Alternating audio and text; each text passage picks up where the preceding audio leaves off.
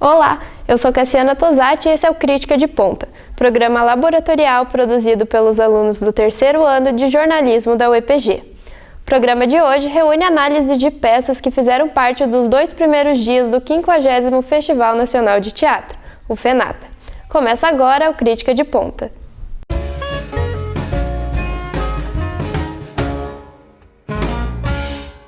A repórter Isadora Ricardo acompanhou a abertura das atividades do FENATA com a peça teatral Coração em Chagas, idealizada pelo Grupo de Teatro Científico da UEPG. Você sabe o que é a doença de Chagas? Sabe se existem formas de prevenção? A peça Coração em Chagas, que marcou a estreia do FENATA, conta a descoberta da doença, que ainda não tem nenhuma vacina testada e nem cura em estado avançado. O espetáculo convidado para a apresentação pela comissão organizadora do evento se passa no interior de Minas Gerais, nos séculos XIX e XX, e narra a história do cientista Carlos Chagas, reforçando a conscientização sobre a doença. A peça teatral foi escrita ao longo de 6 meses e é idealizada pelo Grupo de Teatro Científico da Universidade Estadual de Ponta Grossa. Dirigida por Renan Guimarães e Josemar Chagas, a peça inicia com uma apresentação musical do elenco. A mesma música é cantada ao longo de todo o espetáculo para indicar mudança de cena. No elenco estão 11 atores, mas há somente um personagem fixo, Carlos Chagas, que é contracenado por 2 atores. A composição do palco é simples, mas a interação que o elenco faz com ele envolve o público. Os tablados de madeira servem como banco, para representar paredes de casas ou ainda construção de ferrovias. O coração ao fundo do palco não é só uma figura visual e fica pulsando em momentos específicos da apresentação. Também é preciso falar do jogo de iluminação e cor, que acontece no momento certo da produção. O figurino da apresentação ganha destaque. Roupas com muitas camadas, babados e tons terrosos lembram os séculos passados e o estilo das cidades do interior. As meias vermelhas, utilizadas por todos os atores, são um único padrão e referenciam o sangue e o coração, representando a dor humana do povo brasileiro. Com 60 minutos de duração, o espetáculo permite vários momentos de interação com o público, que se divertiu e aplaudiu sem parar ao final da história. Em sua segunda apresentação, Coração em Chagas mostra o potencial de uma peça feita para ensinar e conscientizar o público. Ao fim, quando as luzes do palco apagam e a música acaba, o coração continua a pulsar na arte e na ciência. Na mostra especial do evento, a abertura foi por conta da peça Tucumã e Buriti, As Brocadas do Tarumã, no Sesc Estação Saudade. Quem acompanhou foi a repórter Ana Luísa Bertelli. Do que essas pessoas têm fome? Essa é a questão central para o grupo Jurubebas de Teatro de Manaus na peça Tucumã e Buriti, As Brocadas do Tarumã. Com muita sensibilidade e delicadeza, o espetáculo retrata a história de 2 irmãs que nasceram grudadas pelo umbigo. A peça mostra os desejos e as fomes de cada uma. Toda a trama perpassa pela comunidade ribeirinha de Julião e o rio Tarumã, no Amazonas. O palco dá espaço a Tucumã e Buriti e a ligação entre elas desde antes do nascimento está representada por uma corda amarrada em suas barrigas. Na peça, é expresso a todo momento a conexão forte entre ambas, visto terem crescido sozinhas ao serem abandonadas pela mãe. Além do mais, as brocadas da região fazem com que elas corram atrás para garantir o próprio sustento. Ao ficarem mais velhas, cada uma tem sua perspectiva de vida. Buriti sonha em morar em Paris e ser uma confeiteira famosa pelo mundo, querendo dar uma vida melhor à sua irmã. Já Tucumã sonha em ficar na própria terra e ajudar a população da comunidade com condições básicas de sobrevivência. A ideia de se separarem e a fome por sucesso de Buriti cria uma resistência em Tucumã para não deixar sua irmã embora. Ao mesmo tempo, Buriti não se conforma com o anseio de Tucumã em querer ficar na terra. Mas depois de muita luta, a corda entre as duas é rompida e ambas decidem que está na hora de seguirem seus caminhos. A peça contou com jogos de luzes e músicas que destacaram a todo momento as emoções dos personagens. O figurino, simples nos detalhes, representa muito bem o estilo característico da população da região. A interpretação dos atores é o que conquista o público. Do início ao fim, o envolvimento entre eles no palco, juntamente com o público, nos permite sentir as dificuldades que a comunidade apresenta. Por morarem próximo à região do Julião e terem convivido durante um mês com aquela comunidade, eles incorporam as brocadas e deixam explícito que suas fomes não são apenas de comida, mas de novas oportunidades e de terem voz e vez. Tamires Limursi conferiu a peça Tudo, que trouxe artistas globais para o palco do Cine Teatro Ópera, marcando a abertura oficial do FENATA. Como é que faz para não ter medo? É a pergunta final do espetáculo Tudo, peça apresentada na abertura do 50º Festival Nacional de Teatro, FENATA, no palco principal do Cine Teatro Ópera, em Ponta Grossa. Dirigida pelo diretor paranaense Guilherme Weber, o trabalho é uma adaptação da comédia do dramaturgo argentino Rafael Spreeburg e foi criada em um festival de teatro da Alemanha em 2009, em comemoração aos 20 anos da queda do Muro de Berlim. A história acompanha 3 perguntas principais, cada uma com uma crítica moral. Logo no início, define-se a trama como uma fábula de Esopo, só que sem os animais. A primeira pergunta sem resposta é: por que todo Estado vira burocracia? Apresentada ao público a partir de funcionários públicos que questionam as regras impostas no trabalho. Mesmo sem a presença de um cenário, o ato é compreensível através das representações corporais e faciais dos atores.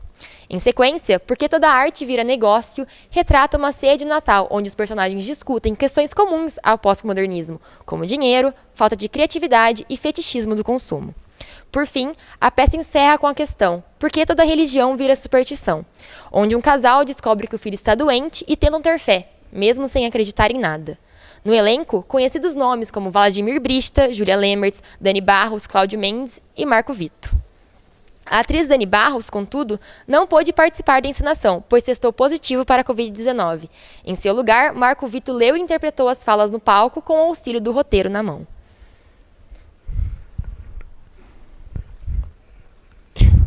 Tudo apresenta uma cenografia simples, sem decorações, dependendo apenas dos atores, dos diálogos e o trabalho de iluminação, que, por sinal, brinca com as questões de luz e sombra, fazendo com que o palco, com a aparência de vazia do início, se preencha ao longo das cenas.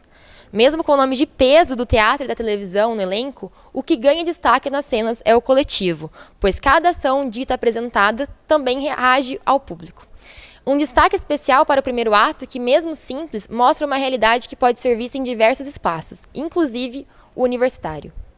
A peça também avança em discussões básicas do teatro. Ao se ver representado nos atores em meio a um teatro do absurdo, o público descobre um pouco sobre si mesmo. Afinal, quem em período pós-eleitoral como o de 2022 gostaria de ser um burocrata conservador? Através da comédia, o teatro provoca o espectador a temas presentes na vida coletiva, e ao deixar questões sem respostas, a apresentação conclui com maestria aquilo que foi nos apresentado no começo da peça. Qual é a resposta pessoal de cada um ali presentes para os porquês? Como comédia, tudo apresenta um roteiro rápido, com tiradas e reflexões que destoam da cena representada. Ao fazer o público pensar e reagir, os comentários acompanham o clima do país, mesmo sem variação no roteiro desde a sua estreia em abril de 2022. Por fim, com apenas 4 atores no palco, o espaço ainda parece cheio. Todos ocupam um lugar com desenvoltura, do narrador até uma bêbada em uma festa de Natal fracassada. Ao deixar mais dúvidas do que as apresentadas no primeiro ato, finaliza-se com: como é que nós, o público, podemos não ter medo? No segundo dia do evento, a peça A Caravana dos Pássaros Errantes levou a arte teatral para a rua, fazendo sua apresentação na Praça Barão do Rio Branco. Acompanhe a crítica de Janaína Cassol. Para fazer teatro, nem sempre é preciso de um palco e iluminação. O teatro de rua mostra que pode preencher os espaços da cidade com música, poesias e encenações. A Praça Barão do Rio Branco ficou mais colorida e alegre com o grupo Nômade e a apresentação A Caravana dos Pássaros Errantes. O trabalho do grupo apresenta a cultura cigana e a história real do massacre que ocorreu no Piauí, onde cerca de 200 ciganos foram assassinados em 1913. A peça aborda temáticas sociais e existenciais através do drama e da comédia. Mesmo com uma história real, a peça atualiza de maneira ficcional o preconceito, a intolerância, a perseguição, entre outros temas, que não deixam de existir na história dos ciganos. As personagens interagem com o público e compartilham energia, além de ocupar espaços que até então não estavam delimitados na praça. A apresentação conta com 4 personagens, 2 protagonistas, Ana Cristina Freitas e Jonas de Paula, condutores da história da caravana, que no desentendimento com um comerciante local são perseguidos por policiais. Os outros 2 personagens são músicos, interpretados por Carlo Medeiros no violino e Guilherme Padilha na sanfona, que que cria uma musicalidade para a peça envolvendo o público na cultura cigana. É o momento em que a peça aborda a vida e a morte, bem como a metáfora de que ao morrer os ciganos se transformam em pássaros. Valéria Laroca avaliou a peça Fada Maria, integrante da Mostra Especial do FENATA, pautando a importância da consciência ambiental e o vício em dispositivos digitais. Em apresentação para o 50º Festival Nacional de Teatro Amador, no Sesc Estação Saudade, a peça infantil Fada Maria faz uma crítica ao uso excessivo das redes sociais e à falta de consciência ambiental nas grandes cidades, com linguagem acessível para crianças. Com cerca de 40 minutos, a encenação conta a história de uma fada chamada Maria, apaixonada pelo mundo dos humanos, que decide percorrer um longo caminho até chegar à metrópole. Durante o trajeto, a fada conhece 4 personagens: o guarda do reino das fadas, a senhora Carocol, o Hugo, o tartarugo, e a coruja, que a alertam sobre os poderes hipnóticos da internet. As luzes do teatro mudam de acordo com cada novo lugar que a personagem passa, com tons de roxo, verde, branco e azul, o que cria uma atmosfera de imersão no cenário para o público. Outro ponto positivo a se mencionar é a utilização intuitiva do som, que se modifica durante as falas da Fada Maria, dando entonação certa para cada sentido da frase, como drama ou tristeza. A personagem principal se utiliza de alguns artifícios específicos para chamar a atenção do público infantil, como composição de roupas coloridas, elementos que caracterizam uma fada, como maquiagens com glitter, asas de borboleta e cabelos criativos que remetem à fantasia.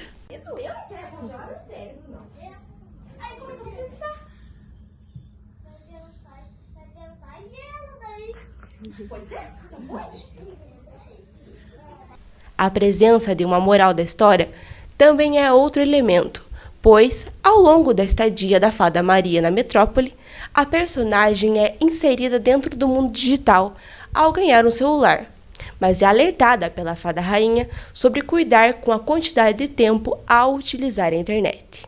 Um adendo precisa ser feito com relação à participação do personagem Hugo, pois apesar de se apresentar como uma tartaruga marinha, o mar ou o litoral não é citado pela fada durante a sua narração.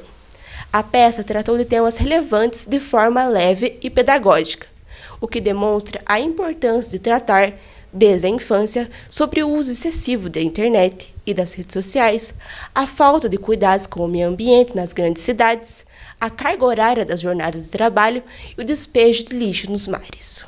O espetáculo Vereda da Salvação, baseado na obra homônima de Jorge Andrade, reflete sobre a violência religiosa. Confira na crítica de Gabriel Mendes. Alienação, pecado e violência religiosa. São alguns dos temas explorados no espetáculo Vereda da Salvação, apresentado pela Companhia Berradeiro de São José do Rio Preto. Baseada na obra homônima de Jorge Andrade, a peça retrata uma comunidade rural que tem a vida transformada pelo radicalismo religioso. As relações dos personagens com a terra em que habitam e trabalham, assim como com o divino, guiam a trama e a jornada comunitária. O antagonismo entre dois dos personagens principais, Manuel e Joaquim, movimenta a história. A dualidade entre eles representa os modos como é possível se relacionar com a fé, o trabalho e a família, mostrando que as relações podem ser saudáveis ou problemáticas de acordo com a perspectiva e características de cada um.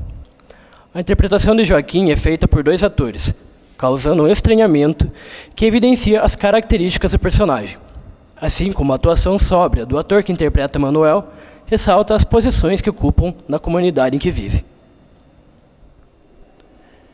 A peça prende o público do início ao fim. A trama, que começa de forma calma, escala em intensidade à medida que o fanatismo religioso de Joaquim contamina os demais personagens, resultando em um final que choca, tanto pelo potencial violento desencadeado pela crença no divino, como pela atuação dos atores e a qualidade do roteiro.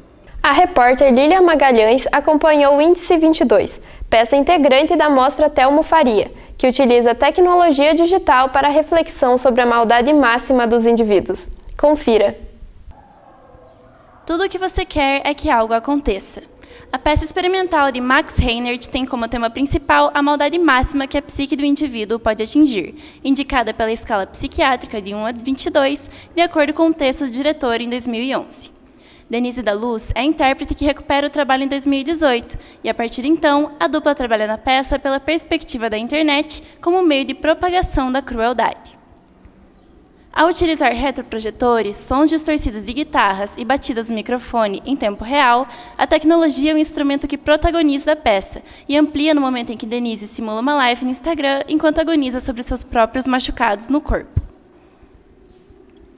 A obra é visceral. O monólogo é composto majoritariamente por falas sobre violências físicas e psicológicas e, repetidamente, sobre como a protagonista sente as dores em cada um de seus órgãos. De acordo com Max, o objetivo da peça é levar o público a experimentar sensações de choque e incômodo. Assim, quem acompanha é levado a entrar na mente da protagonista através da psicodelia causada pelas luzes e ruídos, o que pode ser um movimento agressivo para quem não está preparado para a sensação de ansiedade que o monólogo causa. A peça é uma crítica à normalização de conteúdos de violência na internet, sejam os vídeos de assassinatos e massacres, popularmente categorizados como gore, ou a leitura de relatos de violência explícita nas redes sociais, que geram um ciclo de amplas visualizações e compartilhamentos. O fim da peça deixa a impressão de que se assistiu, ali, a um suicídio numa persona que consome e pratica violências. A relevância do texto, adaptado em 2018 para introduzir elementos sobre o mundo virtual violento, é perspicaz e alcança o objetivo em trazer, nos 45 minutos de espetáculo, o sentimento cruel de uma sociedade motivada pela maldade. É o Índice 22, no 50º FENATA. Esta foi a edição especial do Crítica de Ponta, produzida pelo 3º ano do curso de jornalismo da UEPG para a disciplina de Crítica de Mídia, ministrada pelos professores Felipe Pontes e Sérgio Gadini. Para conferir mais edições do programa, acesse o portal periódico. Obrigada pela audiência e até a próxima!